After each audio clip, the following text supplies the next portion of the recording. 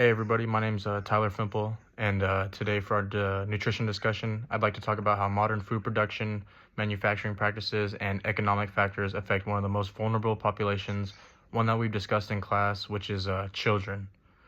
Children are in a critical stage of growth and development, which makes them especially sensitive to both the benefits and risk of our food systems.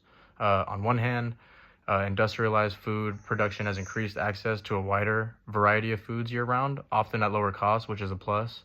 Or for example, fortified cereals and dairy products enriched with vitamin D, calcium, and iron have helped reduce common childhood deficiencies like rickets and anemia, for example.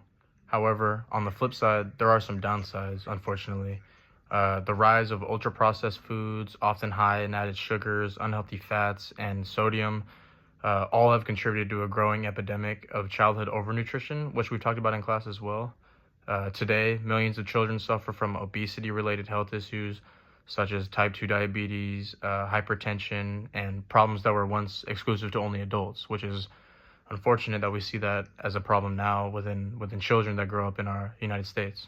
And on that same hand, economically disadvantaged families often face what's known as the hunger obesity paradox, which is where limited resources lead to the consumption of calorie dense, nutrition poor foods, just not foods on part of what we want to be eating, for example.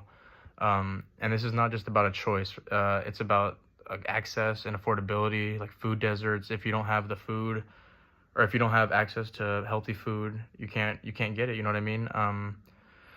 Fresh produce and lean proteins, for example. I'm reading my notes. Sorry. Are often priced out of reach, while processed foods are cheap and heavily marketed to kids, which contributes to that obesity problem and unhealthiness within the children growing up in the United States. And on top of that, exposure to pesticides and GMOs and mass-produced foods, raises long-term health concerns. While regulations exist, children's smaller bodies and developing systems make them more susceptible to these risks, which is obviously not good, and it's easier for them to be obese or have the type 2 diabetes, etc., etc. In conclusion, while modern food systems have made significant progress in fighting undernutrition and improving food availability, we still must retain aware of the hidden cost, especially for children.